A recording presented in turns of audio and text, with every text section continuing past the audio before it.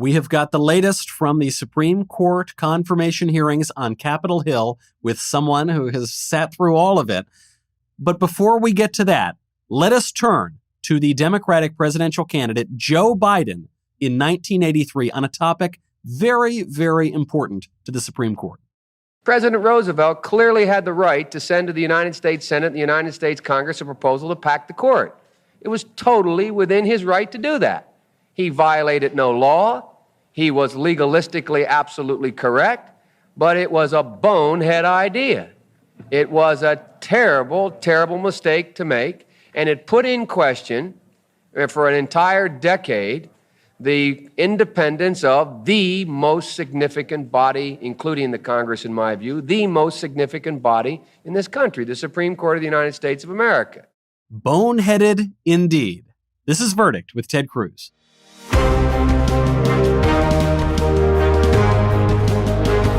Welcome back to Verdict with Ted Cruz. I'm Michael Knowles, Senator. I do want to get to the Supreme Court hearings. You've just come from Capitol Hill, but I have to ask you, because you actually know the guy, you've served with the guy.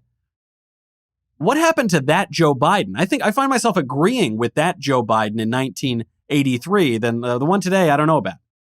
Well, look, in 1983, I mean, I was 13, and were you even a sparkle in your daddy's eyes? Not for a number of years after that, actually. That Joe Biden is wandering in Iowa cornfield somewhere. I like that he gave a clear answer on this. And today we're getting a clear answer from the other side of the left. I mean, there are people explicitly advocating for court packing. And Joe Biden, he has said that voters don't deserve to have an answer on where he stands on the issue. But this is a significant issue. I mean, this could radically shift the balance of power in the country. Well, look, that's exactly right. It's not accidental that Biden won't answer this question. It's not accidental that Kamala Harris won't answer this question. I think the reason they won't answer it is their answer is yes. Their hardcore base wants them to pack the court. And I think they recognize that's a really unpopular idea. So they're refusing to answer it, and they pretty much assume the press will give them a pass. I mean, you mentioned, so Biden was asked a couple of days ago, do the voters deserve to know the answer on your question? And his response was, no, the voters don't deserve to know that. Like, what in the heck? I mean, have you ever heard? I mean, that's a bizarre thing for a candidate for president to say. And it's, I believe if Biden wins, if there's a Democratic majority in both houses, they will pack the court. I think that's the path we're on. And I actually think, so we finished the hearing today, the second round of questioning. It was kind of a snooze fest. It went, 9-10 hours. It was shorter than yesterday. Yesterday was about 12 hours. And the interesting news about today is the Democrats surrendered. They just gave up.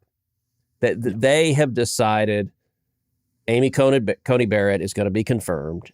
And you know what? The American people watching her are really impressed. I mean, this is a remarkable woman. She's an impressive woman. I think the people turning on the TV see her calm, cool, collected, see her sitting there at a table with not a single note in front of her, answering the questions. And I think the Democrats realized, okay, we're getting the crap beat out of us right now. And the word came out, essentially, run away. It was striking. By this afternoon, and I guess I had my round of questioning right about lunchtime. The hearing room was almost empty. There were two Democrats left in the room. That they had fled. And I actually started my questioning by pointing out that they had given up, that the good news is we now know for a fact Judge Barrett is going to be confirmed as Justice Barrett. And I pointed out there were only two Democrats in the room, and Dick Durbin from Illinois, he just about lost it. He exploded. He jumped in and interrupted me, which rarely happens at hearings. I mean, you don't see that very often. And he jumped in and he said, well, there's a pandemic. And I couldn't help but responding, well, yeah, that's true. There is a pandemic, but yesterday you were all here. And you had all the Democrats lined up. Pat Leahy didn't show up, and Kamala Harris. Those are the only two Democrats who didn't show up to the hearing. Everyone else was physically present. Today, they would show up for their little round of questioning, but nobody there were really no fireworks. And I think they realize they can't stop it. They've got to put on enough of a show that their hardcore activists aren't mad at them. But it is clear they're dialing it in. Every time they try to throw a fastball at her, she just smiles and she knows the substance a lot better than they do, and she's not going down like the traps they tried to lay. She's not falling into. But I think their objective at the beginning of the hearing was to lay the predicate that the nomination and the confirmation itself is fundamentally illegitimate, because that's the predicate. Their end game is court packing in a few months. So I think they're willing to say, okay, we lose now. They think they're going to win in a couple of weeks. Maybe they're right. Maybe they're wrong. I don't know who wins on election day. But they think they're going to be in power. And I think their answer next year is pack the court. I don't know if they plan to go to 11 or 13. But one of the interesting things, so what does packing the court mean? What does that term mean? It's a term that everyone has understood for 100 years. It is expanding the number of justices in order to put your political supporters on there. So it's changing the number of justices on the court. Yeah. So a couple interesting things on this. Number one, the number of justices in the court is not specified in the Constitution. Well, this is something that the left-wingers have been bringing up. They say, look, there's no constitutional requirement that it be 9 judges. So come on, we've changed the number of judges before. What's the big deal? You're making a mountain out of a molehill. And it has varied anywhere from 5 justices to as many as 10. And for the first 100 years or so of our country's history, the number of justices largely followed the number of Court of Appeals circuits there were. The idea was each Supreme Court justice was the circuit justice for that particular Court of Appeals. So as Congress added another Court of Appeals, they added another justice. It's been at 9, though, for 150 years. So really kind of Civil War era forward, it hasn't moved. And 9 has been steady. Now there are 13 courts of appeals, but there's still only 9 justices. It's been steady. And the most famous instance of court packing is the one Joe Biden was talking about in the clip we played a few minutes ago, which is FDR. So FDR, 4-term dominant Democratic president, Great Depression, trying to push through his New Deal. And he was finding different components of the New Deal struck down by the Supreme Court. And he was really frustrated. He was really angry. And so he proposed to pack the court. His plan was for each justice over a certain age, I forget if it was 70 or 75. I think it was 70 or thereabouts. Yeah. But there would be a new justice appointed. So you wouldn't kick the old ones off. You'd just appoint a new one for all the old guys. And that would have immediately taken the court up to, I think, 15. And it was interesting. Number one, the Democratic Congress, there were big Democratic majorities in both houses. They said, this is too much. We're not going that far. We're not going to do it. Now, history, and so they resisted. They said it would destroy the independence. They actually agreed with what Joe Biden just said, that it would destroy the independence of the court. It would politicize the court. One interesting thing about that fight, though, is actually history. In many ways, FDR may have won that fight anyway. So at least the good news here is, though, FDR tries to stack the courts and pack the courts, rather, and he loses. So then the issue goes away for a while, right? Well, yes and no. He lost the fight to pack the court, but actually history shows in many ways he won the political fight. So there had been 5 justices who were striking down multiple New Deal programs. And when he introduced the court packing legislation, one of those justices, a justice named Owen Roberts, switched his vote. And it's referred to as the switch in time that saved 9. Because Justice Roberts had been voting with 4 other justices. The 4 others were known as the 4 horsemen, which was not meant to be a compliment. And Roberts switched his vote in 1937 in a case that upheld the minimum wage laws from the state of Washington State. And there's some dispute among historians about whether Roberts switched his vote because of the court packing plan or not.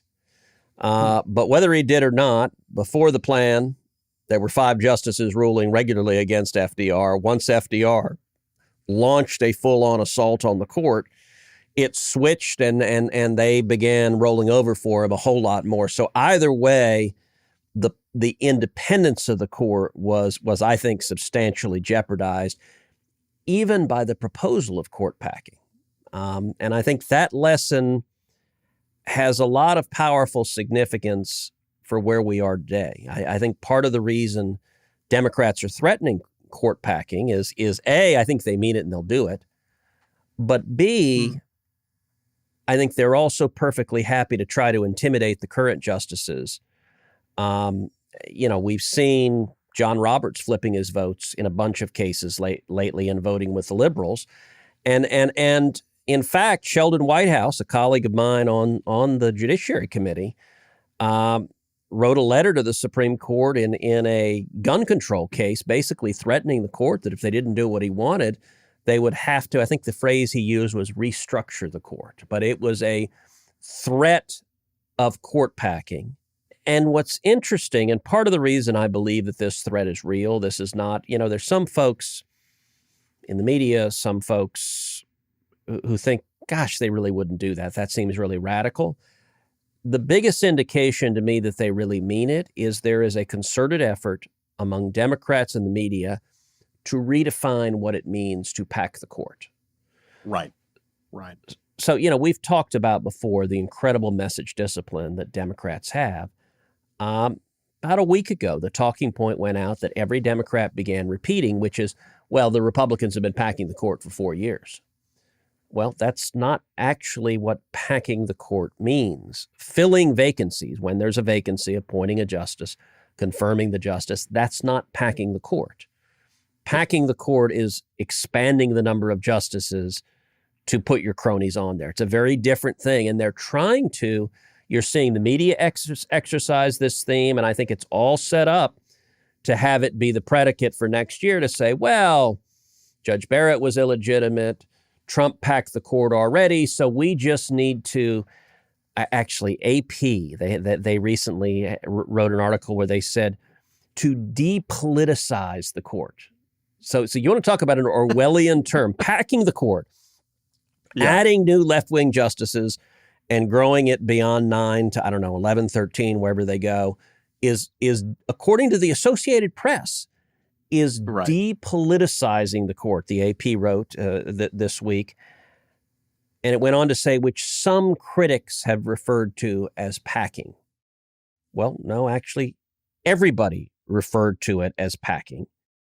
Of course, the term court packing is much older than the term depoliticizing. So what you're telling me, because I was just about to celebrate, when you told me there was a Democrat surrender on Amy Coney Barrett today, I thought, oh gosh, this is good news. We finally got a win here. But what you're suggesting is this may have been a tactical surrender. They've got no dirt on Barrett. They're not going to stop this nomination. It would maybe hurt them if they did, but they are going to use the confirmation of Judge Barrett as another excuse for court packing, which, we played it earlier. Joe Biden in the 1980s may have said that he thought it was a boneheaded scheme. But don't forget, Joe Biden has changed his views 180 degrees multiple times over the course of his career.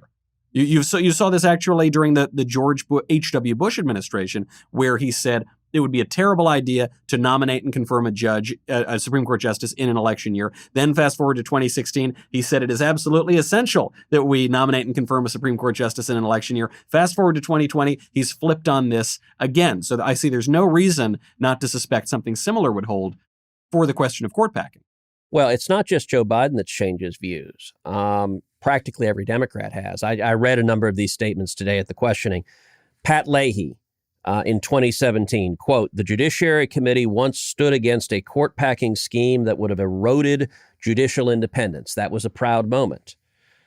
Dick Blumenthal, 2018, commenting on the 1937 Judiciary Committee statement that It is a measure which should be so emphatically rejected that its parallel will never again be presented to the free representatives of the free people of America. That was 2 years ago. Dick Durbin, 2018, 75 years ago, we went through this, and I think the Congress was correct in stopping this popular president named Franklin Roosevelt from that idea. And Ruth Bader Ginsburg, in 2019, just last year, here's what Justice Ginsburg said. She said, if anything would make the court look partisan, it would be that. One side saying, we're in power, we're going to enlarge the number of judges. Notice she knows what packing is, so that we would have more people who would vote the way we want them to. And she went on to say, 9 seems to be a good number. It's been that way for a long time. I think it was a bad idea when President Franklin Roosevelt tried to pack the court.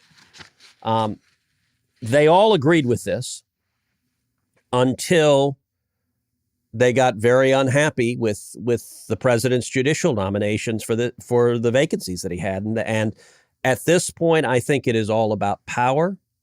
And it's all about, we talked yesterday in the podcast about, I went through the litany of constitutional rights that are hanging in the balance, that are one vote away. All the different rights that I talk about in my book, One Vote Away, religious liberty, free speech, the Second Amendment. And I explained in the hearing how every one of those rights was hanging in the balance. You know what's amazing, Michael? Both yesterday and today, not a single Democrat disagreed with me. Not a single one of them argued on the merits. Not a single one of them made the case for what their radical justices actually want to do, taking away those constitutional liberties. Instead, this is about brute power. I think they recognize they can't stop it now. So their plan and their hope is they win in November, and then they use brute power to just grow the court and force in radicals who will mandate their view of policy from the court. Well, I want to ask you about one particular example of the exercise of brute power, which today, frankly, completely overshadowed the confirmation hearings. That was the matter of big tech censoring. Yes. A new report just came out from the New York Post. It showed emails between Hunter Biden and one of his oligarch pals over in Ukraine. We've talked at length on this podcast about the shady business connections between Hunter Biden and these Ukraine energy companies and oligarchs.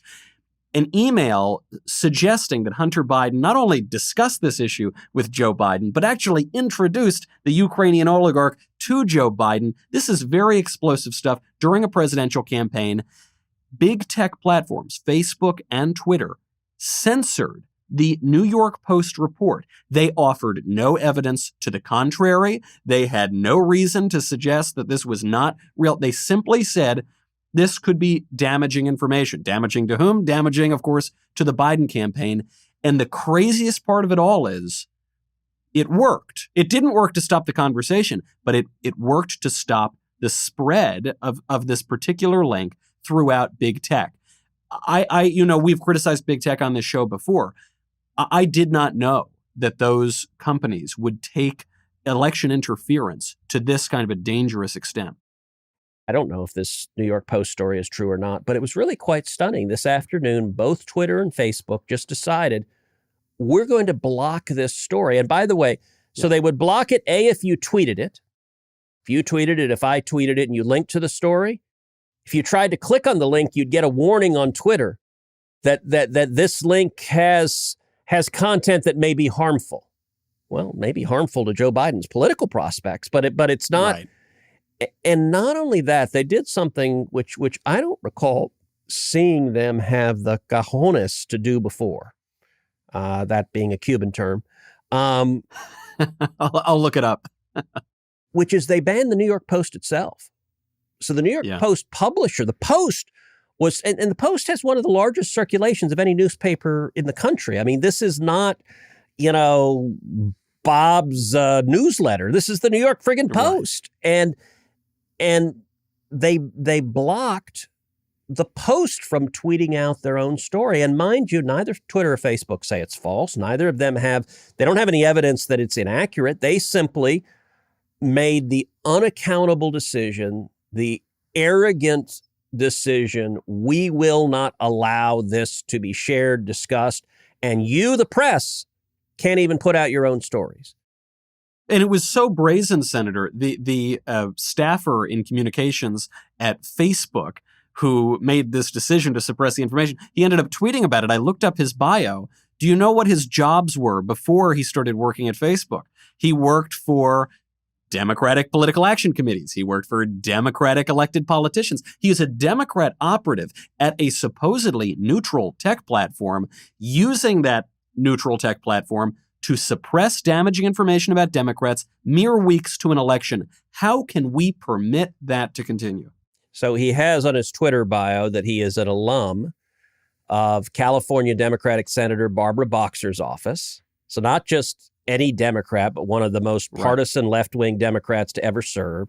And he's also an alum of the DCCC, which is the Democratic Congressional Campaign Committee. It is literally their political arm who exists for one purpose: to elect Democratic members of Congress. That's the Facebook spokesperson explaining their decision. We're going to silence that. Nothing to see here. So I sent today letters to the CEOs of both Facebook and Twitter. As chairman of the Constitution Subcommittee, the Senate Judiciary Committee, setting out a series of questions asking them who made the decision, what was the basis for it, what other news sites have you blocked and silenced? Have you ever blocked the New York Times? Have you ever blocked the Washington Post? Have you ever blocked anything damaging of Donald Trump? Or is it only stories that you think are damaging of Joe Biden that you're going to block? And what's interesting about this, you said a minute ago, well, you know, they were able to succeed in this. I actually think they screwed up. I think their arrogance is their pitfall, because this is now a 10 times bigger story because they blocked it than if they just ignored it. If they'd let people tweet about it. Look, one of the challenges, and we find this, you know, when we did the podcasts talking about James Comey and you know, all the Russiagate and everything, people are tired of it. All the names and Brennan and Comey, and it's complicated, and people want to tune it out, and it's noise, and I get it. I do this for a living, and it's hard to follow all this stuff. I think this story could very easily have faded into that kind of mist of noise of, I'm not sure what Burisma is anymore, Ukraine or Biden, whatever, Hunter Biden. And I'm not sure it would have gotten a whole lot of attention beyond right-wingers who already are going to vote for Trump. But I'm not sure it would have gotten a lot of attention beyond that, except for Twitter and Facebook censoring it, where you're sitting there going, okay, if they can block a major newspaper a couple of weeks before a presidential election publishing what purports to be evidence of corruption at the very highest level of politics, that's a big friggin' deal. And I think it actually backfired on them. And it's, frankly, that itself is a bigger story, perhaps even than Joe Biden's potentially corrupt dealings with Ukraine. The idea that a few oligarchs in Silicon Valley are now going to control, effectively, the public sphere, the control of information around the internet, interfering in an election in a way that the Russians could only have dreamed of. They would never have been able to interfere to that regard. Is there something that we can do? I mean, obviously, the Democrats control the House, the Republicans have the Senate and the White House for now. Hopefully that continues. Is there anything that we can do, or are we basically at the whims of these Silicon Valley masters of the universe? So there's a lot we can do. As you know, I've been leading the charge on this for several years. Most of the action that can be done on this is in the executive branch. So I have met and talked with on this topic President Trump, Vice President Pence, the White House Chief of Staff, the White House Counsel, Attorney General Bill Barr, the Deputy Attorney General, the Assistant Attorney General for the Antitrust Division, the Chairman of the Federal Trade Commission. I've urged all of them to use the enforcement power of the executive branch. Look, in Congress, we don't have the ability to impanel a grand jury. We don't have the ability to bring indictments. The authority to enforce the law is with the executive branch. And so I've chaired multiple hearings. I shine a light on it. But at the end of the day, the executive has to move. And one of the challenges at DOJ is it tends to be very siloed, where the antitrust division thinks about antitrust issues. The civil division thinks about civil issues. In each little silo, this challenge of tech censorship is a new creature. And it doesn't fit neatly into any of those silos. And so I've been I've had multiple conversations with Barr about it. I hope DOJ is willing to press forward, but I'm frustrated. We're 4 years into it, and I know the president's frustrated with it. I've had multiple conversations with him. I also think Section 230, the special immunity from liability that Congress has given big tech, is plainly failing. That was based on the notion that these big tech entities would be neutral public fora. They're not anymore. They're not pretending anymore. Just today alone, I think, obliterated that pretense. There is no way that you can argue when you are interfering weeks before an election for one political party over another. There is no way that you can argue that you are a neutral tech platform. Yeah, although I will say it all comes down to the election, because if we start next year with Biden, Schumer, and Pelosi, they're not going to do a damn thing about big tech. Huh. They want big tech to censor your speech. So not only are they going to go after your speech through the Supreme Court, but they're also going to go after your speech through big tech. You know, we had a couple of years ago, Mark Zuckerberg testify before Judiciary Committee and Commerce Committee. And it was this monstrosity of a joint committee meeting where there were 40 some odd senators. And it was striking in that virtually every senator, Democrat and Republican, was critical of Zuckerberg and big tech. And it should have gotten them nervous. Wait, why is everyone pissed at us? This is dangerous. But if you listen to what they were saying, the two sides were pissed for very different reasons. Republicans, at least some of the Republicans, were upset at the censorship, at the abuse of power, at the silencing of dissenting views. The Democrats were upset that they didn't censor more. The Democrats were upset on the other side. And basically, if I were to sum up the Democrats' argument at that hearing, it was, how the hell did you let Donald Trump win? How could you possibly let these crazy conservatives communicate on your platform? Next time, censor more. That's what the Democrats want. So if they win, there's not going to be any DOJ enforcement. There's not going to be any enforcement of laws. If the Democrats win, big tech is unchecked, and it is the oligarchs running things until another election changes things. And so that's one of many reasons why I hope we have a good election and Trump gets reelected, because we need to address, this is the biggest concentration of power in the world of the media and communication that the world has ever seen. That's right. And it's an important point you make, that the election is the key here. The 2016 election is the impetus for so much of this censorship. Now this new censorship is coming down to the 2020 election. If we want to control our public sphere again, our public square again, we're going to have to focus on those elections as well. Before I let you go, Senator, I know you've worked now, what a 12 or 14-hour day, but before I let you go, I have to get to the mailbag. And there's one question in particular that popped up that I really want to hear your answer on. This question is from Steve. Senator Cruz, what did you think of Jim Carrey's portrait of you as a demon entering hell? It was pretty surreal. Look, Jim Carrey is a funny guy. I love his movies.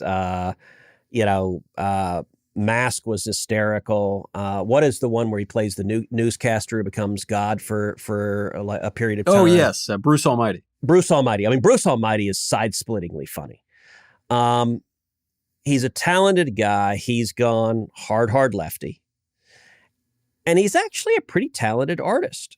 He paints, but he paints these sort of hard, lefty, nasty. So he actually, back when I was in my reelection campaign against Beto, he did a painting of me that was really horrible, attacking me. So this is the second time he's painted me, which is very odd that Jim Carrey is like. So this second one, I'm like bright red and look like a demon out of hell. And actually, I'll answer this question by telling you the story as I had the conversation with Caroline last night. So Caroline is my 12-year-old, and she is a spirited girl. And she was explaining, she said, she said, Dad, I'm really sarcastic. You wouldn't understand it because you're not sarcastic. I'm like, wait, what do you mean I'm not sarcastic? I'm a smart aleck all the time. Like what? Like when your 12-year-old tells you like you're not sarcastic, it actually kind of hurts. And she's like, when have you ever been sarcastic? And then you're just like, okay, all my like dad efforts here are not succeeding. And I said, well, all right, I'll give you an example, Caroline. I said, you know who Jim Carrey is? She's like, yeah, everyone knows who Jim Carrey is. Of course I do. And I said, well, this week he painted a picture of me as a devil and a demon. She's like, what? Why would he do that? So I actually texted her the demon devil thing. And then I tweeted the picture out and I said, hey, Jim Carrey, can I get a copy of this for my office? And it was just kind of, I figured embrace it, have fun. And she's like, Dad, that's not sarcastic. That's not sarcastic at all. She was, if you know how to impress a 12-year-old, please tell me. My 9-year-old, I can do no wrong. My 12-year-old, I can do no right. So, Senator, everybody is a critic, from the 12-year-old girls all the way up to former comedic actors who, I have to tell you, I agree with you. Jim Carrey is very funny. Me, Myself, and Irene is one of my favorite films. I think, though, these days, Jim Carrey is funnier when he's being serious than when he's in these comedy films. I don't know. That's my view. Look, his Joe Biden at SNL is pretty funny. I mean, he's a That's talented true. actor. I just wish he would do a little less politics, a little more acting. I will tell Verdict listeners something, so I'm already planning. Don't tell anyone else this, but on Halloween, I'm going to make his painting my avatar on Twitter. Well, luckily, this conversation is just between me, you, and I don't know, a million or so people. So no one will know, and I look forward to that. That's I'm sure Jim Carrey will be very honored. We've got a question on court packing that actually we didn't touch on. This is a more of a tactical question, I guess, for Republicans. This is from Chris. If Democrats win in November and actually do pack the court, do Republicans then respond in kind when they return to power? Democrats grow the court from 9 to 12, and then Republicans grow at 12 to 15. Who knows? I think we do. I think, of course, we do. I think that'd be terrible for the court and terrible for the country. So I don't want to go down that road. But I think if they go, I think whatever happens, it would go to an odd number just so that you don't have the possibility of a tie. But if they go to 11 or 13, I think we go to 15 or 17. And I think it becomes tit for tat. And you end up having the court as this super legislature with a bunch of politically appointed people. And it's an escalation that I think would be a terrible idea. Now, by the way, there is a chance that Republicans are too wimpy to do it, that we let Democrats pack the court, and then when we take control, we are scared of our own shadow and don't do anything.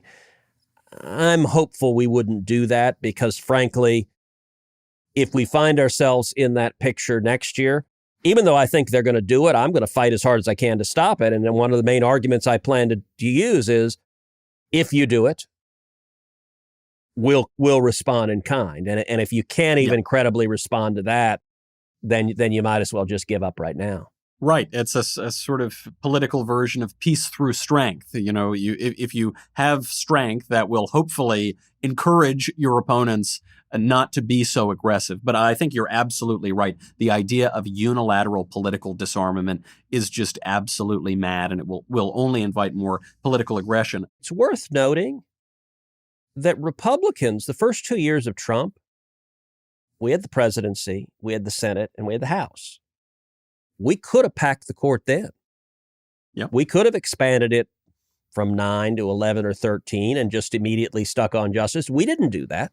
I mean, I would have opposed it. It would have been, and no one even suggested it. It was such a bad idea that no one even suggested it. And so the level of escalation, the fact that the Democrats are going down this road, the fact that Joe Biden is saying the voters don't deserve to know his answer.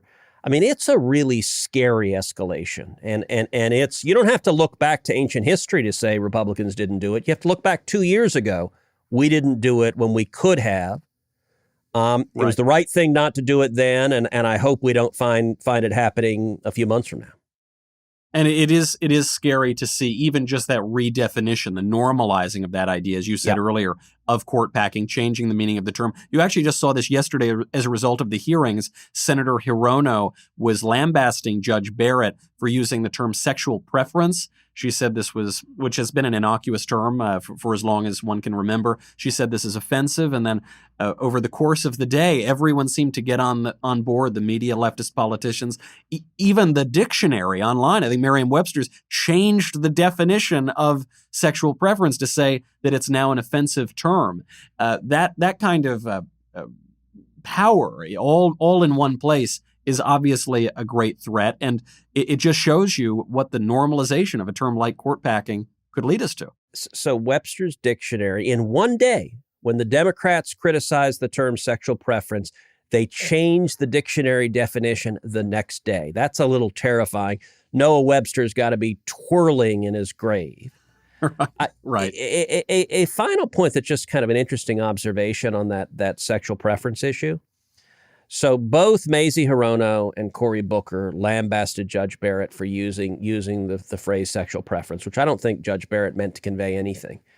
But just an interesting observation, both Hirono and Booker insisted that sexual orientation is immutable, which I thought was actually a fascinating point. I was genuinely not aware that it is a position of the far left.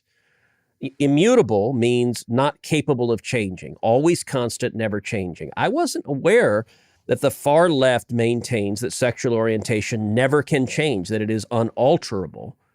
And it's an odd position to have when they simultaneously insist that gender is capable of continuously changing. Right. So I mean, it's, and I don't know that is the position of the left, but both Hirono and Booker insisted upon it. And I think it's a vestige of some of the arguments that used to be common between left and right about whether sexual orientation, whether being gay is genetics or a choice. And so when they say immutable, what they mean is innate, but innate is different from immutable. To say you can never at any point change your orientation, I just thought it was a fascinating observation about the lack of introspection and the incoherence of the left's views on sexuality, more broadly speaking. Well, of course. I mean, just to put it in very simple terms, if a gay man has a homosexual orientation that can't ever change, if he then transitions and identifies as a woman, but his preference or orientation doesn't change, then is he still he's not a gay man anymore? You can't have those two things at once. Who knows? It's not reasoned. It's ideology. They state it as a virtue signal. So when they said immutable, I don't know that they're actually focused on what that word even means. It just was sort of I sent out a tweet yesterday just being like, this is curious. This is odd. I think if they don't know what the word means, they might very likely redefine it very soon. That does seem to be, we have much more mailbag to get to, but alas, Senator, we are out of time. I can't make you work a 13-hour workday today, so we will be back again on Verdict. We will save questions until next time. Please, to everybody, do send your questions in. We love reading them. We like bringing them up on the show. Thank you, of course, to everyone for subscribing. If you haven't subscribed yet, be sure to do it. You can subscribe, as you know, on Apple Podcasts, Google Play, Stitcher, Spotify. You can subscribe on YouTube until the big tech overlords shut us down. But until then, we will be on all of those platforms. Thank you, as always, for listening. Senator, I will see you next time. I am Michael Knowles. This is Verdict with Ted Cruz.